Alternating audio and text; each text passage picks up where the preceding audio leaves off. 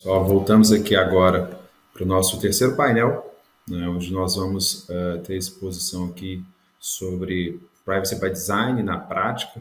Como eu falava no painel anterior, né, um dos grandes desafios das empresas de um modo geral, além de manter a adequação, é lançar novos produtos, serviços, até atividades internas, já observando ali aspectos de privacidade na concepção dessas atividades, produtos ou serviços, né?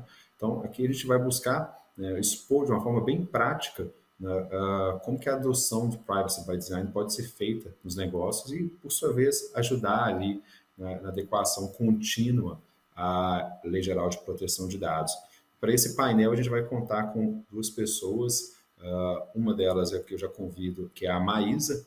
Maísa é advogada, do Martinelli Advogados, coordena a equipe, né, no Paraná, no que diz respeito à privacidade, né, tem uma bagagem enorme no assunto, também é uma das advogadas reconhecidas por rankings, né, enquanto uma das mais admiradas do estado do Paraná, e juntamente com ela o Célio Leão, né, que ele é ali ele é formado em sistemas de informação, tem pós em direito digital, né, ele é gerente de privacidade, segurança e informação na Omnichat e atuou em diversos projetos de adequação, não só da Omnichat, mas do Grupo Boticário, entre outros, e é membro da Associação Nacional dos Profissionais de Privacidade de Dados. Então, para fechar aqui, né, eu gostaria também de lembrá-los que podem fazer perguntas no chat que está no YouTube, que a gente vai buscar ao final da exposição, selecionar algumas e trazer para os painelistas. Mas encerro aqui minha fala e dou a palavra para a Maísa para que inicie a nossa exposição.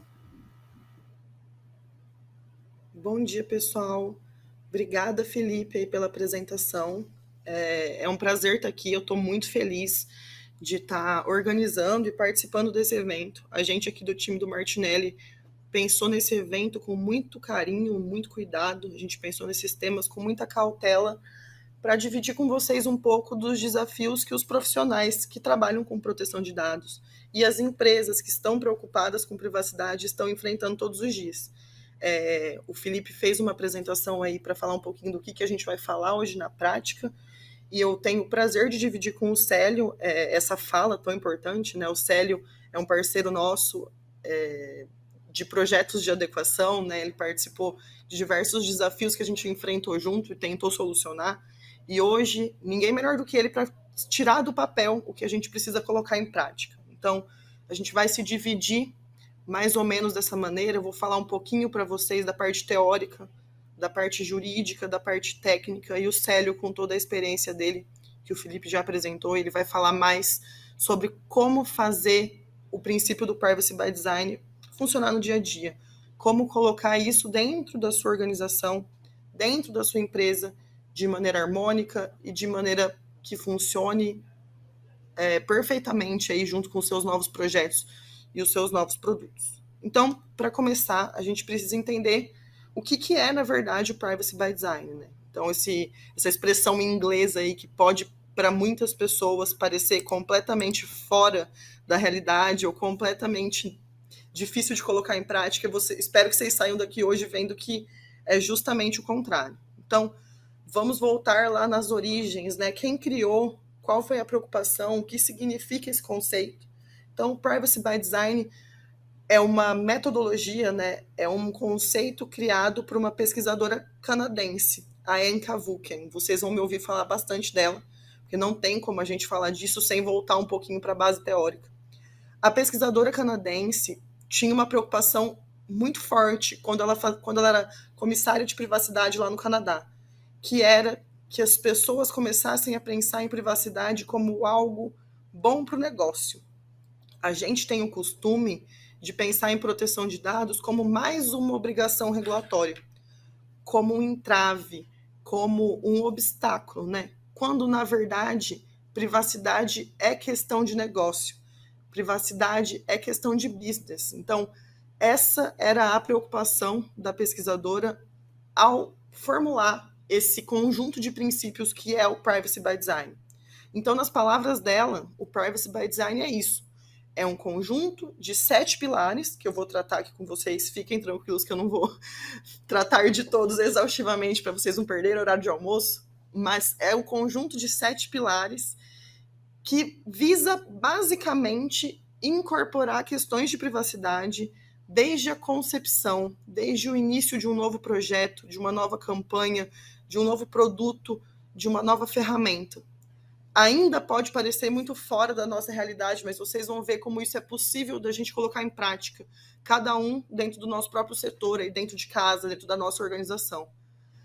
Não podemos ver mais a privacidade, né, o cuidado com proteção de dados, como somente uma obrigação legal. A gente tem a LGPD, a gente tem a GDPR, que o professor Danilo falou muito, inclusive, das multas e das sanções.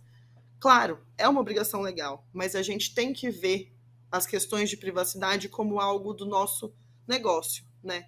Tem que ser vista como uma questão de negócio. Não é mais algo a se fugir, né? O consumidor, o usuário dos nossos produtos, quem compra os nossos produtos e contrata os nossos serviços, esse perfil mudou.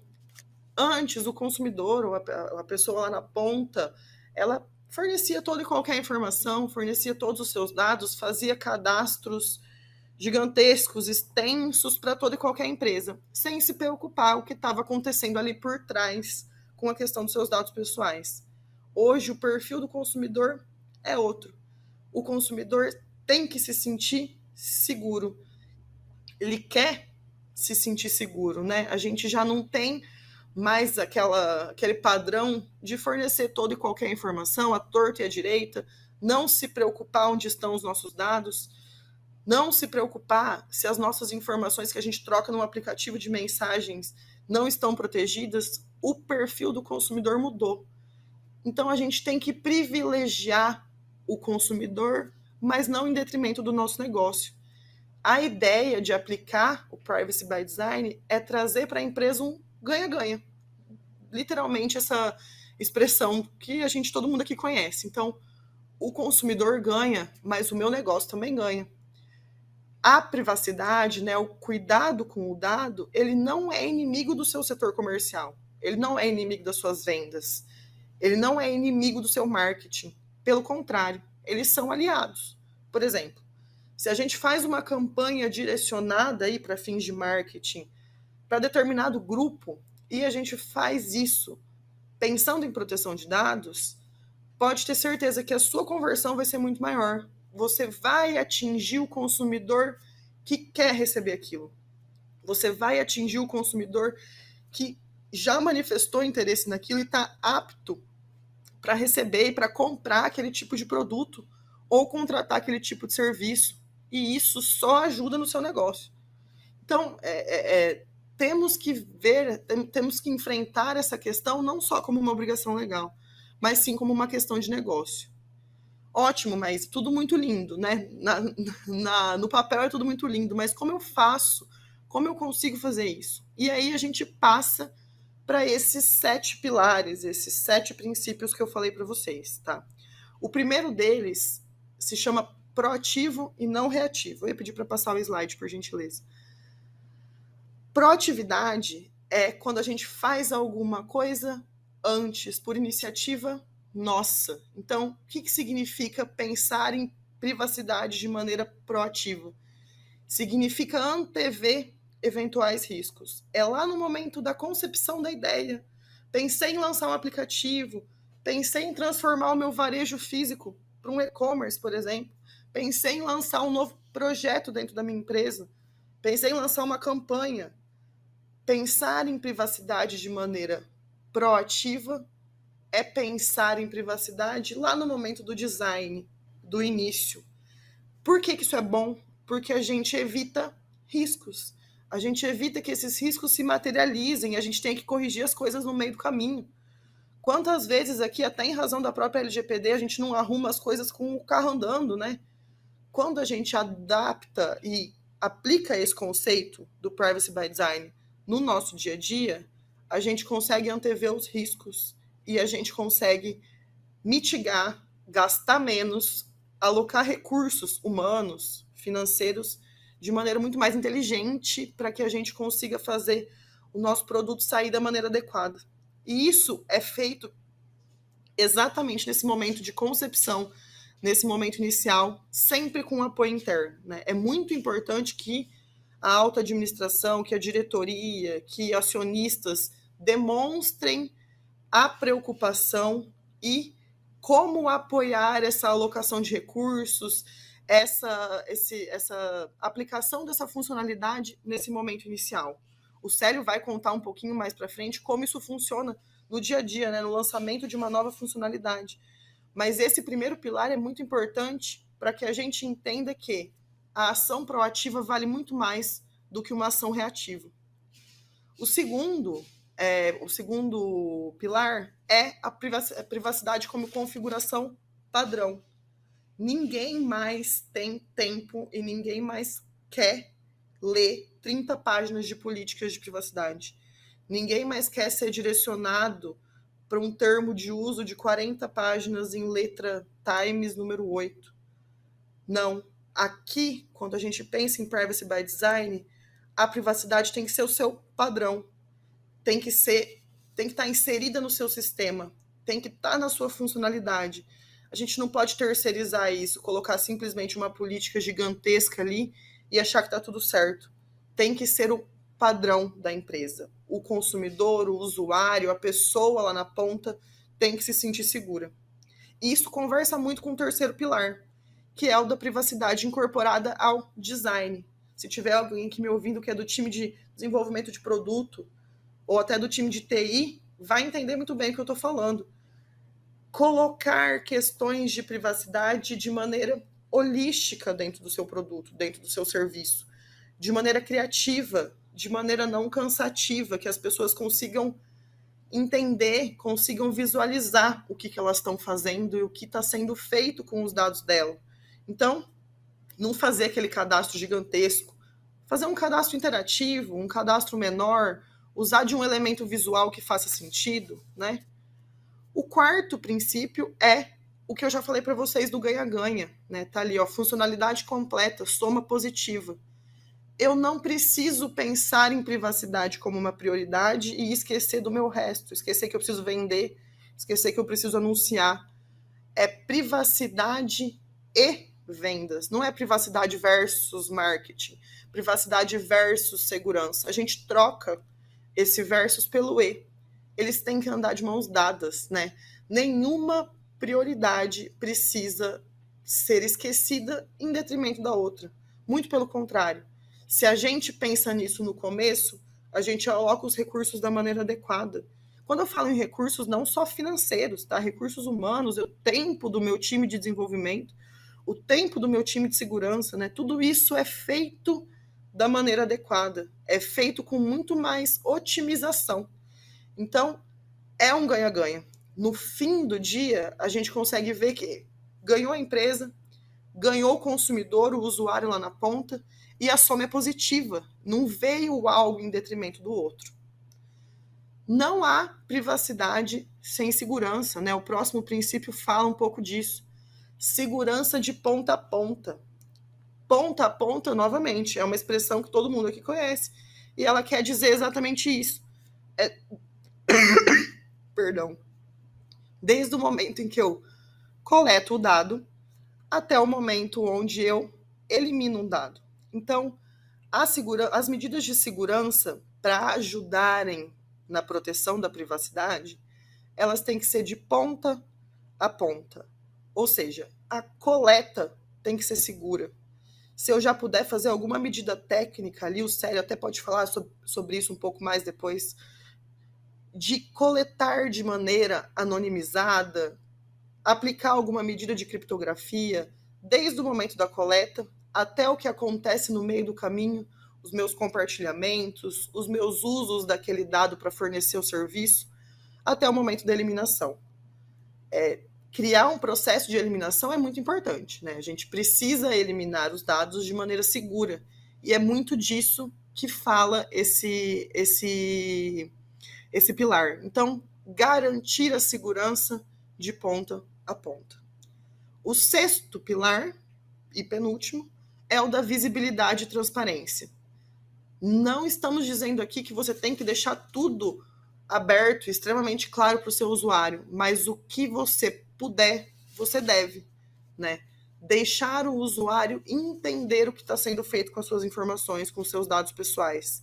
Seja transparente, né? Dê visibilidade.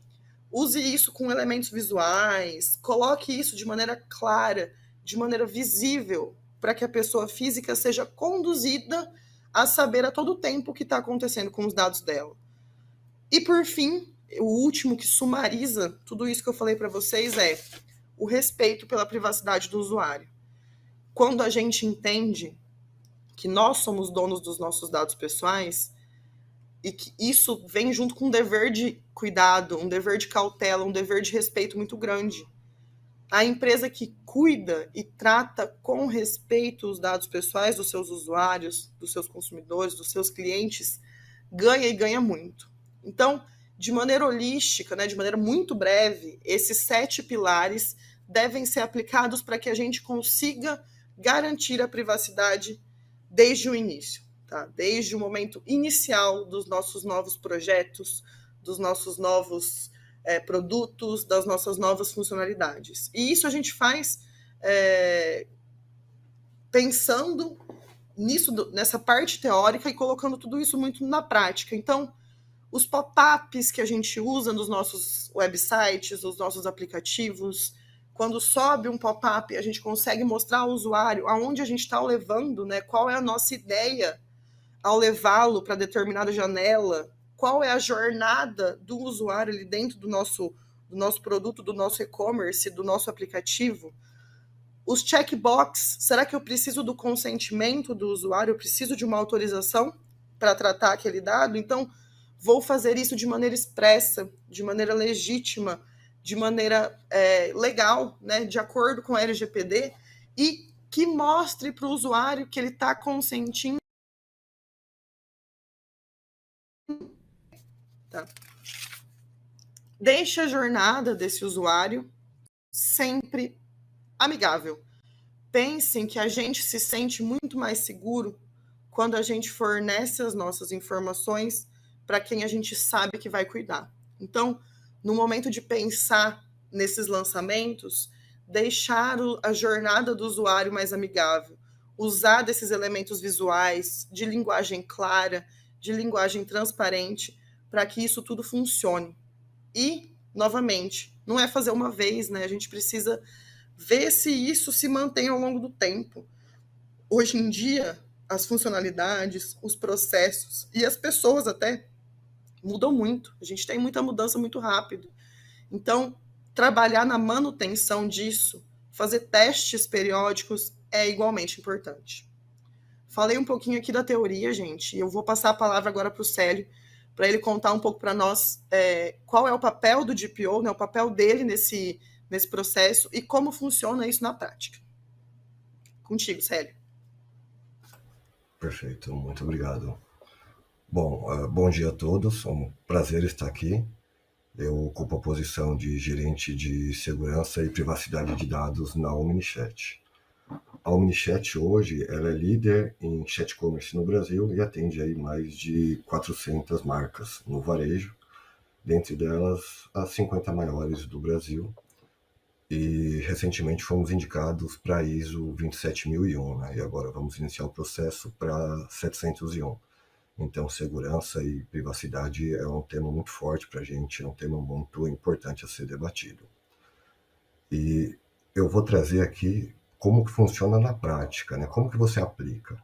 Então, eu costumo brincar sempre que privacy by design ou by default é nascer bonito. Então, se você precisou de uma plástica, se você já fez uma entrega e essa entrega necessita de qualquer alteração, já furou o processo, já não está dentro da cadeia. E para isso a gente precisa partir do básico. E o que seria o básico? O básico é que você tenha uma política de privacidade, se possível uma política interna e externa, deixando claro para os seus colaboradores, para os seus clientes, para os seus fornecedores, como que você trata, quais são as intenções de tratamento e o que você faz com esse dado. Isso precisa ser de fácil acesso e está numa linguagem muito clara para ser interpretada. Você precisa já validar dentro da tua empresa, dentro da consultoria, dentro do processo como um todo, se você já tem um termo de sigilo, se isso já está no contrato, seja o teu pessoal CLT ou PJ, isso precisa estar claro. A mesma coisa com fornecedores. Você precisa determinar uma regra mínima para você poder fazer a contratação do serviço. Isso precisa ser feito desde o início. E aí eu trago alguns pontos que são treinamento e conscientização. O treinamento é essencial, ele precisa ser feito de maneira cadenciada, ele precisa atender um número mínimo de colaboradores na empresa. Então você não pode fazer um treinamento e deixar um vídeo disposto para que ele possa lá, né, de maneira proativa, dependendo dele, acessar. Você precisa cumprir um determinado requisito. Já no contexto de conscientização, o ideal é que você traga casos reais, para que você faça uma mudança cultural, ou seja, você coloque isso dentro da cabeça do colaborador e aí buscando auxílio no controle de segurança, né, como já foi mostrado anteriormente, e vinculando isso com redes sociais, vinculando isso com incidentes que vêm acontecendo, trazendo esse tipo de informação e trazendo esse colaborador para mais perto de ti. Então, como que ele vai trabalhar, né? No Privacy by Design, se ele não está fazendo o mínimo na casa dele, se ele não está fazendo o mínimo na mídia social. Então é importante que você pegue todo esse aglomerado e coloque de maneira muito clara, trazendo a conscientização para ele. Então você pode fazer isso através de gamificação, você pode fazer isso através de debates internos, você pode eleger um comitê para que esse tema seja debatido e sempre buscando trazer isso de maneira cadenciada, para que o colaborador sempre tenha acesso a essa informação e sempre tenha esses dados disponíveis, sempre que necessitar consultar. Você pode passar, por gentileza, o slide? E aí, pensando, sempre que você for desenvolver, seja um processo, seja um novo serviço, seja uma nova feature do seu software, o que eu achei mais funcional é utilizar um processo dentro da metodologia ágil, que nós chamamos de Definition of Ready e Definition of Done. Definition of Ready, ele se baseia em uma lista de requisitos mínimos que você precisa cumprir para que essa tarefa, para que esse processo, para que essa ideia, ela esteja apta ao desenvolvimento. Ou seja, então antes da concepção, tem já alguns requisitos com foco em privacidade, com foco em segurança, com foco em qualidade, já pré-estabelecidos. Alguns exemplos disso, por exemplo, os dados pessoais eles são tratados de acordo com a política de privacidade. Isso é um requisito que ele já nasce do marco zero. Isso já precisa ser cumprido. Os dados utilizados eles são estritamente necessários para a criação do produto ou do serviço. Isso também já vem na parte da ideação. Então, quando você consegue cumprir todos os checklists, os itens do checklist, perdão, você garante que essa ideia está pronta para avançar. Então, quando ela avança de casa, quando você passa da fase para o desenvolvimento, já contempla o mínimo necessário. E aí a gente entra no Definition of Done. O Definition of Done, o processo é muito similar ao Definition of Ready. Por quê? Porque ele vai tomar também uma cadeia de requisitos, ou seja, uma lista de requisitos que são cumpridos para formalizar a entrega de uma solução. Mas aí você executa isso de trás para frente. É validar se o produto agora que está pronto para ser entregue, ele cumpre também os requisitos mínimos. E alguns exemplos. Ele tem uma rotina de backup, ele possui um procedimento escrito e publicado, ele possui um mapeamento de dados, isso foi atualizado, ele está de acordo com a política de segurança da informação que se encontra no site, ou eu necessito fazer um aditivo, eu necessito acrescentar mais alguma informação, eu necessito questionar o meu titular, seja ele interno ou externo. Isso é essencial para que quando chegue no final do processo, você não precise voltar ao momento zero para validar. Poxa, o meu banco de dados não foi montado da maneira correta, essa feature não está entregando o que eu gostaria, a comunicação não está tão clara quanto eu acreditei que deveria, e aí gerar um retrabalho em cima disso.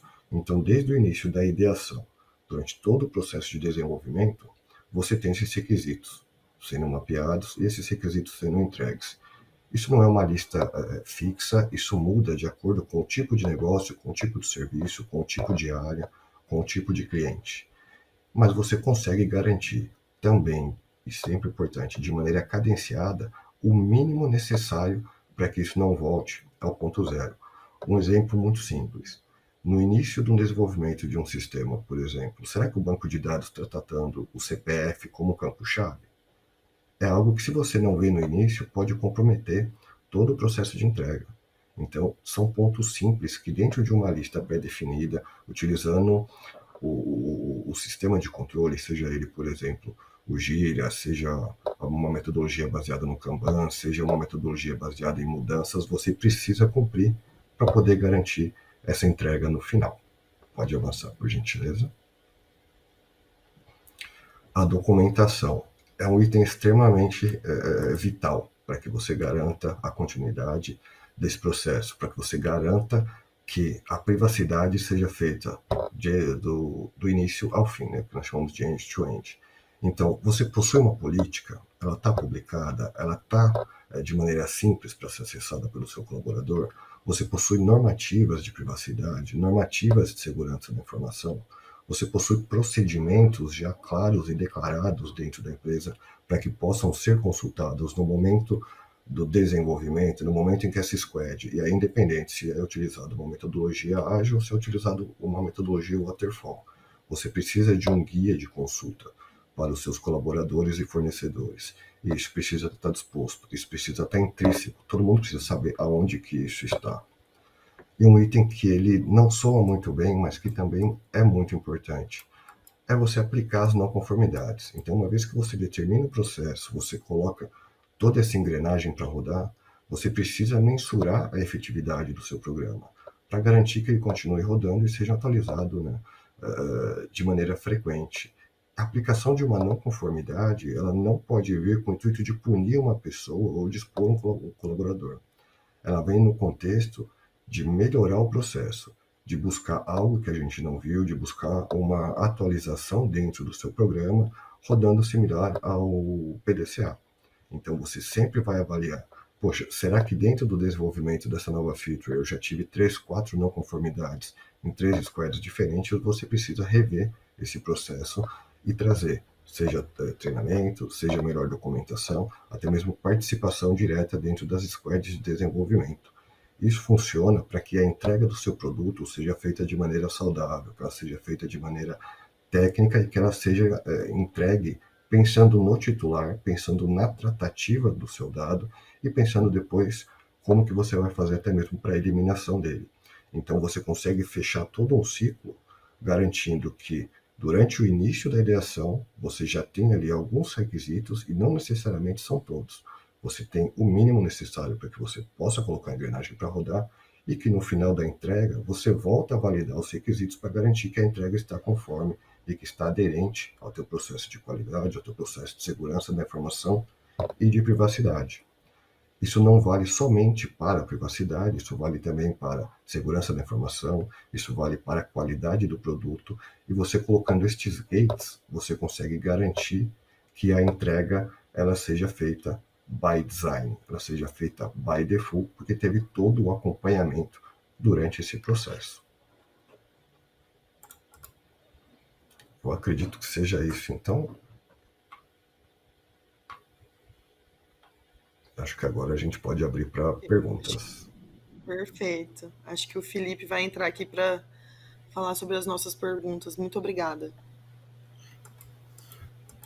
Muito obrigado, Célio e Maísa. Eu achei a exposição muito rica dos dois, né? Mas trazendo muito bem ali a questão dos conceitos, e acho que o recado principal que a gente traz, né, que é a aplicação da privacidade, enfim, não só no Privacy by Design, ele é um ganha-ganha, né?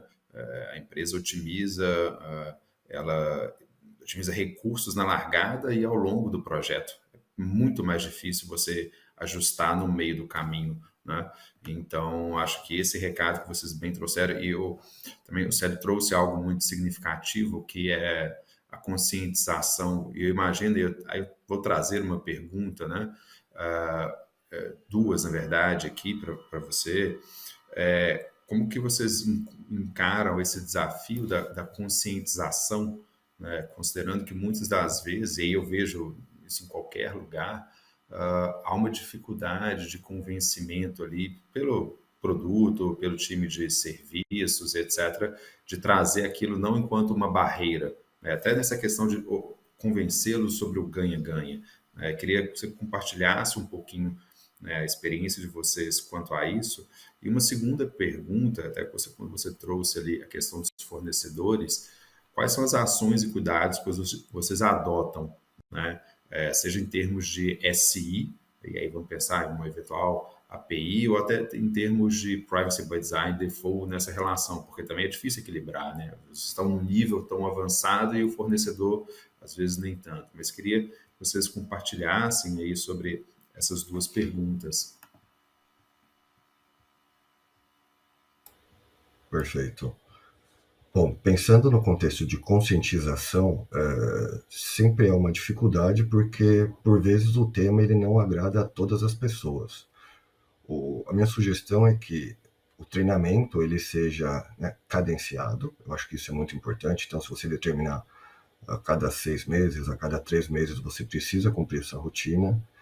E uma coisa que nós vimos que faz a diferença é o contexto de gamificação. E aí, pensando até dentro de orçamento, se existe ou não, existem muitas ferramentas hoje, né, disponíveis na internet que você pode utilizar para fazer uma gamificação, para jogar as questões, para gerar uma dinâmica em cima do coletivo e tornar um tema que, por vezes, ele é mais sério, ele é um pouco mais complexo, tornar um tema mais palatável, torná-lo mais engraçado junto ao coletivo. Então, você ali participou de um treinamento e, no final, você vai gerar, né, um questionário onde as pessoas competem entre si.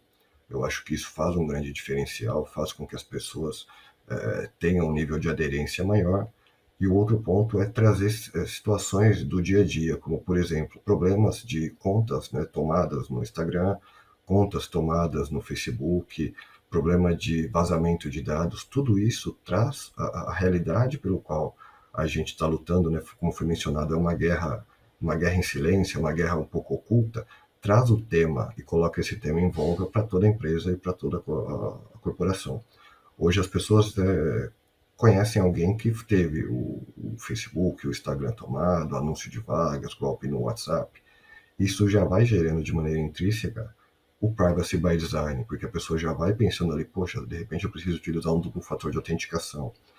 Agora eu aprendi que a empresa não pode me questionar, não pode me obrigar a dar o meu de acordo para receber e-mail marketing. Então isso vai ficando intrínseco na cabeça da pessoa e a cadência desses treinamentos, né, faz com que as pessoas se adequem e passem a aceitar mais. Então, não sei se você tem algo mais para complementar, mas referente à primeira questão, acho que é isso. Isso é um processo de mudança, né? Assim como toda mudança drástica, a gente precisa de um tempo. A gente precisa de um tempo de adaptação e acho que é esse tempo que a gente está vivendo.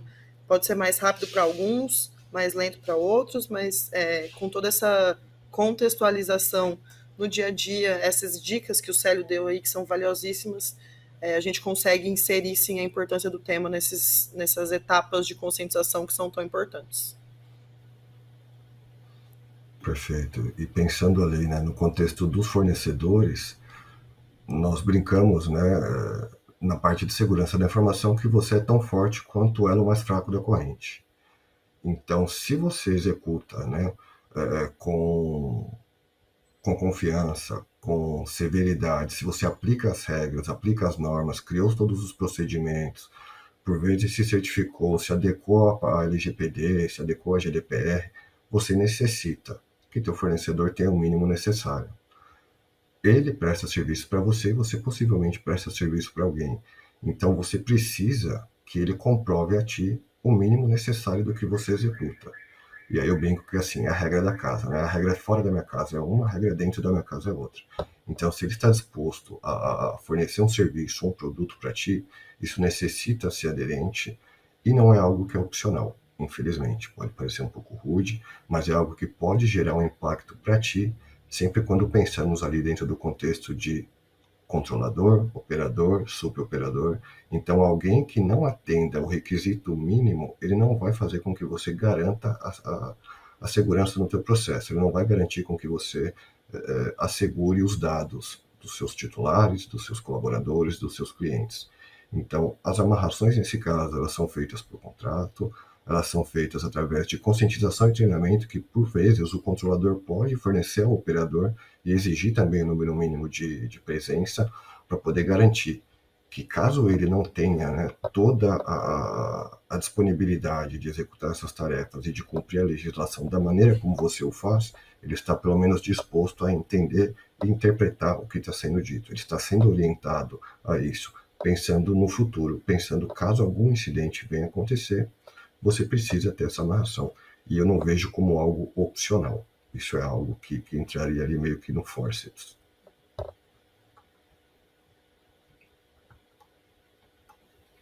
Maísa? Perfeito. Só para complementar, a gente, enquanto advogado, já vai direto no contrato, né? O Célio deu todas as necessidades efetivamente práticas e que precisam acontecer na realidade. Não adianta a gente ter o contrato perfeito e a realidade não se espelhar o que está ali determinado entre as partes, mas é muito importante que os contratos estejam adequados e sejam monitorados.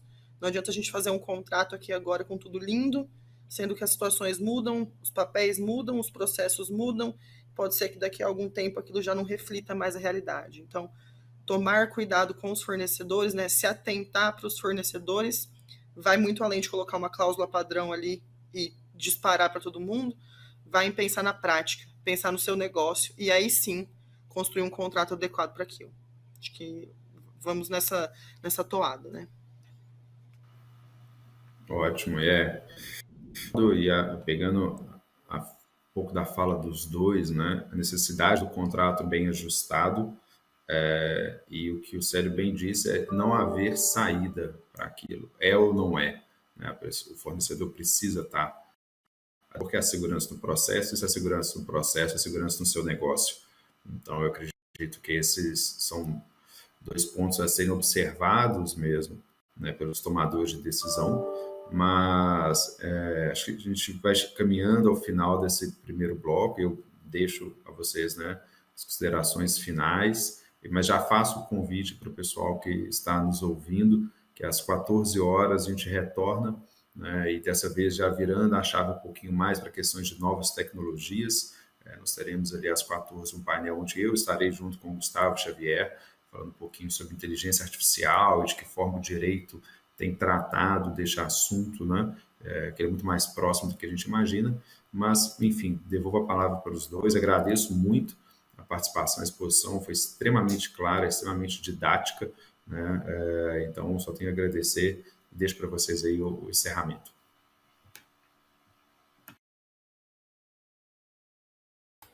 Perfeito. Bom, gostaria de agradecer a oportunidade.